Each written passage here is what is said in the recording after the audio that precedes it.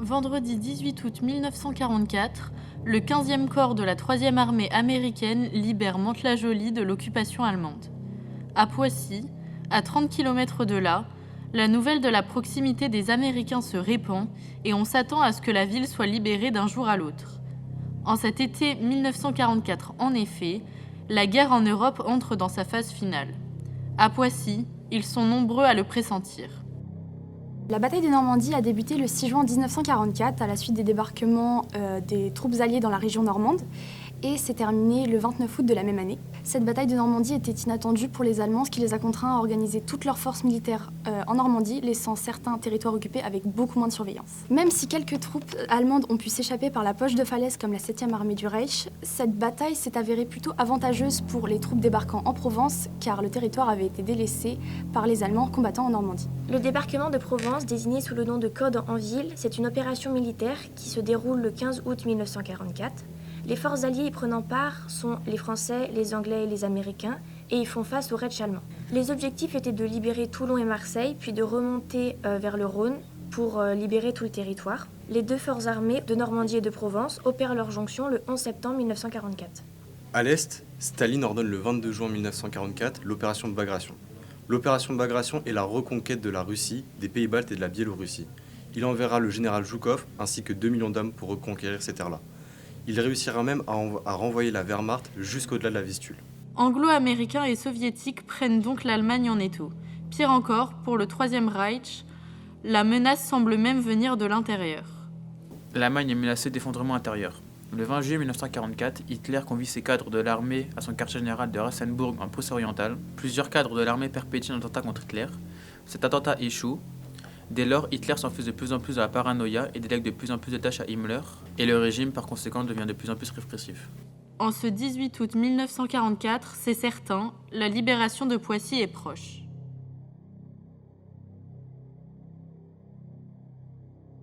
Lorsque les Américains arrivent aux portes de Poissy, la ville a déjà payé son tribut à la guerre.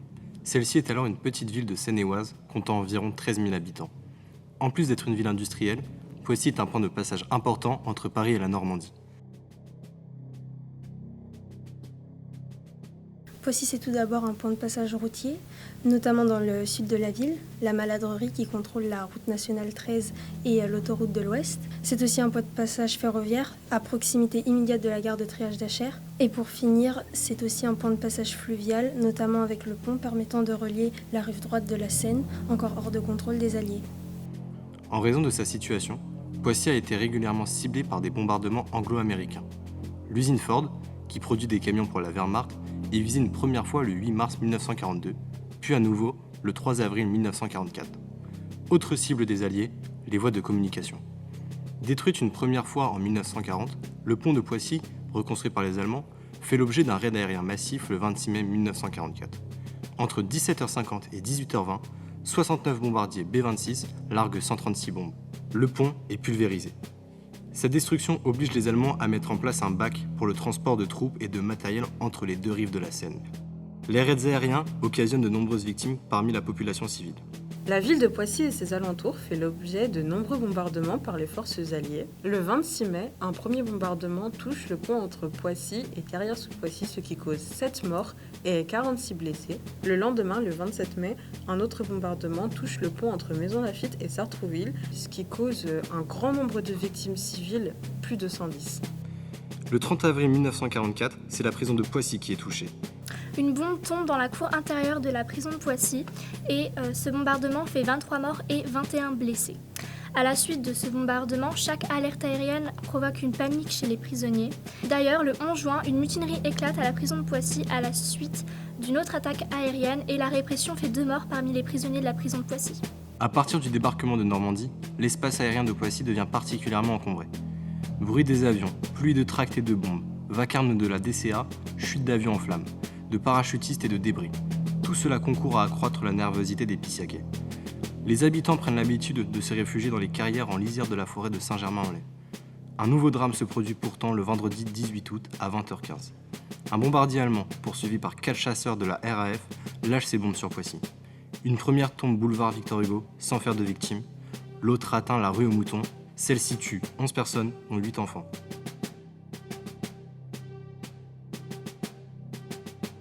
Outre les bombardements, l'été 1944 est marqué par les mouvements erratiques de la ligne de front qui contribuent à dramatiser la situation.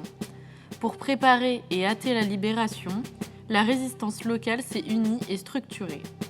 Depuis février, les réseaux de résistance se sont rassemblés dans les Forces françaises de l'intérieur, FFI, dirigés par le général Pierre Koenig.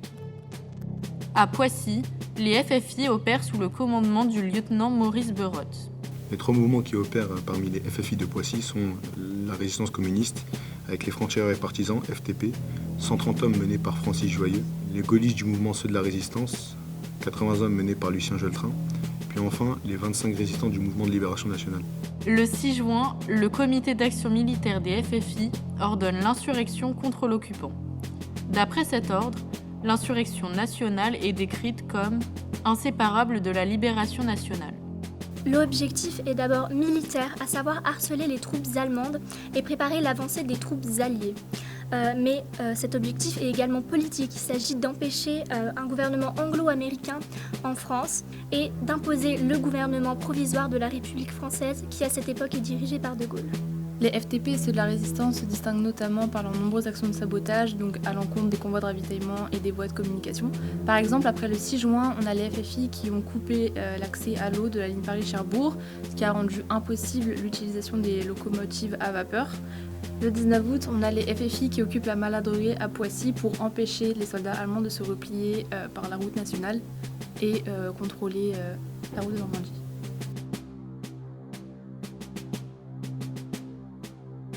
Pour les résistants, une question lancinante se pose. S'il faut passer à l'action, comment savoir si le moment est opportun ?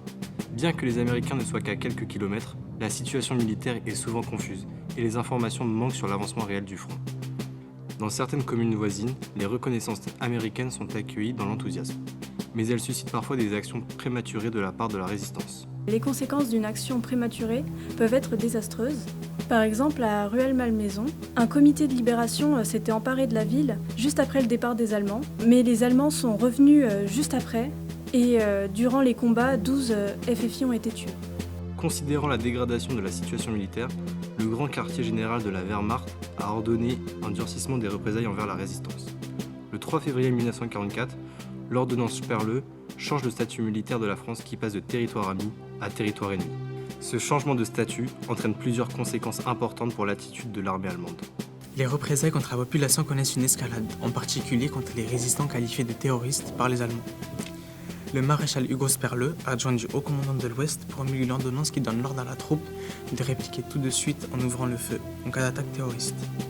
Par la suite, le 4 mars 1944, cette ordonnance est complétée par un ordre du maréchal William Kettel, selon lequel un franc-tireur capturé avec une arme à la main devait être condamné à mort et non plus livré à des tribunaux militaires. Tous les résistants qui n'étaient pas pris en flagrant délit devaient être condamnés à mort lors de procès expéditifs et rapidement exécutés. En cette mi-août 1944, c'est toute l'île de France menacée par l'avance américaine qui s'enfonce dans une atmosphère de violence et de représailles. Violence et représailles qui vont bientôt s'abattre sur Poissy.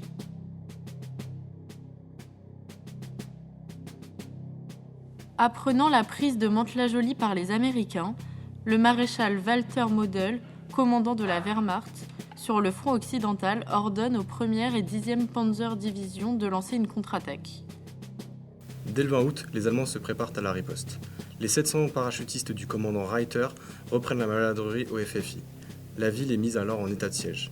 Le couvre-feu est instauré, les rassemblements sont interdits, les volets doivent rester fermés et les portes non verrouillées.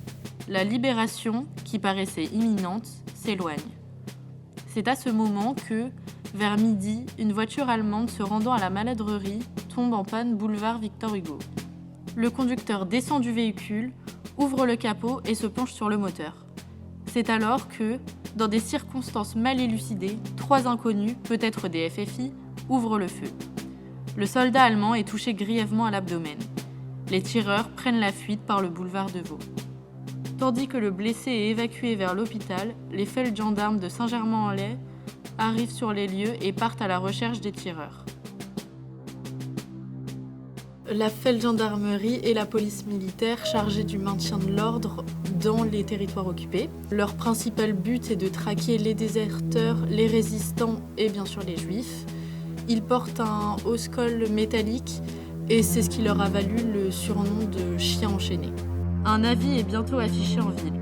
Celui-ci menace d'exécution le 10e de la population masculine de la ville si un soldat allemand devait être tué. Toute la ville est alors suspendue à l'état de santé du soldat allemand blessé. Vers 17h, les Allemands pensent avoir appréhendé l'un des auteurs de l'attentat. Il s'agit d'un certain Émile Marpoel. Celui-ci aurait, par le passé, cherché à intégrer les FFI de Poissy, sans succès. Armé d'un revolver et peut-être sous l'emprise de l'alcool, Émile Marpoel a attiré l'attention des Allemands en tentant d'échapper à une patrouille. Roué de coups, Émile Marpoel clame son innocence. Conduit à la Feldgendarmerie de Saint-Germain-en-Laye, Marpoel indique peut-être plusieurs noms de FFI de Poissy. Le lendemain, 21 août à 11h30, les fels de gendarmes commandés par le sous-lieutenant Hellermann et l'adjudant Waltz reviennent à Poissy avec plusieurs voitures et prennent position autour de la place de l'Hôtel de Ville, alors rebaptisée place du Maréchal Pétain. Leur objectif, capturer les FFI désignés par Marpoel. Ne pouvant les trouver, les Allemands détruisent leur appartement à coups de grenade. À 2 pas de là, pratiquement sous leur nez, se trouve une cage des FFI. Dans le grenier de l'école professionnelle voisine de l'Hôtel de Ville, 2 jeunes FFI montent la garde autour de 3 soldats allemands retenus prisonniers.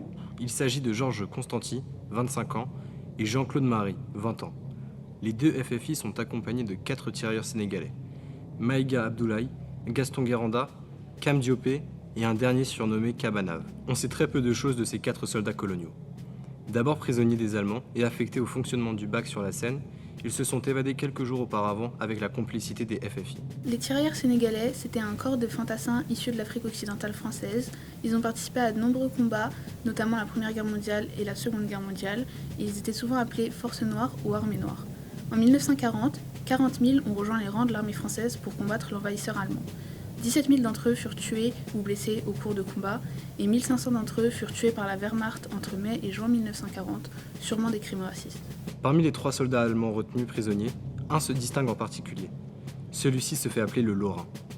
Originaire de Thionville et parlant parfaitement français, le Lorrain est en réalité un espion. Il a été chargé par la Feld de gendarmerie de se faire passer pour un déserteur afin d'infiltrer les rangs de la résistance locale et d'en identifier les membres. Il était courant pour la gendarmerie allemande de recourir à des espions ou des indicateurs afin de piéger les résistants imprudents.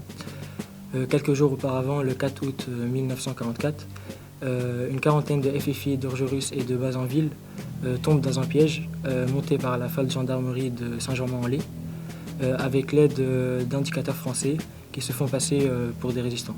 Alerté de la présence des Allemands sur la place, le Lorrain profite d'un moment d'inattention pour s'emparer du fusil d'un des tirailleurs. 2 coups de feu sont tirés. Maïga Abdoulaye est touché à l'épaule tandis qu'une autre balle lui arrache le doigt. Les coups de feu alertent les gendarmes allemands. Pris de panique, les FFI et les soldats africains prennent la fuite mais sont capturés aussitôt en bas de l'immeuble. Les Allemands réalisent qu'ils viennent de découvrir une cage des FFI, ce que le Lorrain ne tarde pas à leur confirmer.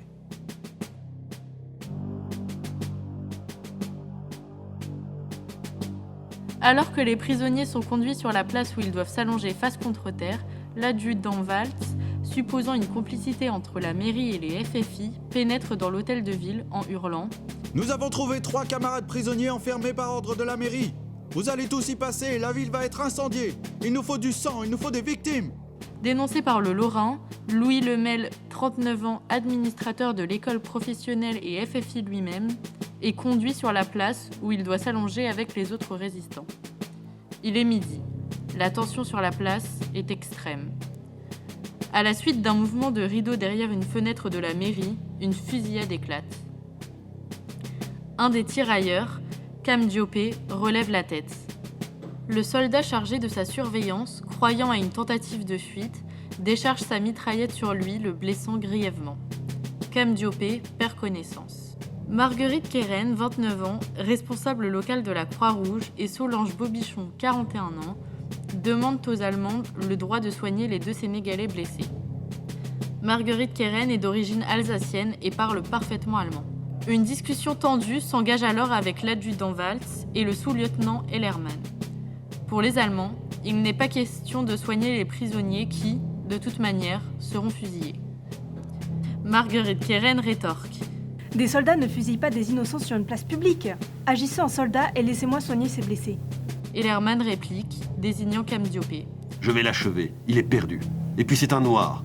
Aucune importance. C'est un homme. Debout devant Cam Diopé allongé devant lui, Elerman lui loge une balle dans la tempe, puis une autre, en plein front.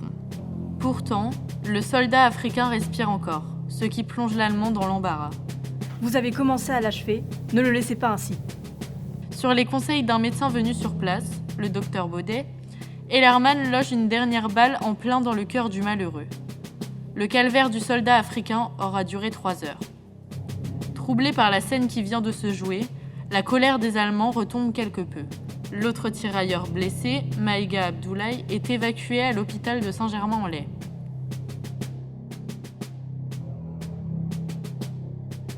Vers 17h, les prisonniers restants, les FFI Louis Lemel, Jean-Claude Marie et Georges Constanti, les 2 soldats africains Gaston Guéranda et Cabanave, ainsi qu'Émile Marpoel, tous les 6 sont emmenés vers Paris par les files de gendarmes. Leur destination probable, la prison de la Santé. Sur l'autoroute, alors en construction, le convoi croise des soldats SS venant de Paris. Ceux-ci annoncent aux files de gendarmes que la population parisienne vient de se soulever et qu'il n'est plus possible d'entrer dans la ville. Les prisonniers sont devenus encombrants, il faut s'en débarrasser. Il est alors 22h. Au lieu dit, les fosses reposent sur la commune du Chesnay, Georges Constanti, Jean-Claude Marie et Louis Lemel prennent place d'un côté de la route, Gaston Guéranda, Cabanave et Émile Marpoel de l'autre. Les Allemands ouvrent le feu. Un témoin rapporte que les prisonniers chantaient la Marseillaise. Le lendemain matin, mardi 22 août, un chiffonnier découvre les corps sur le bord de la route et prévient la gendarmerie du Chesnay. Les 6 victimes sont inhumées anonymement, les Allemands ayant dépouillé les corps de tout ce qui pourrait les identifier.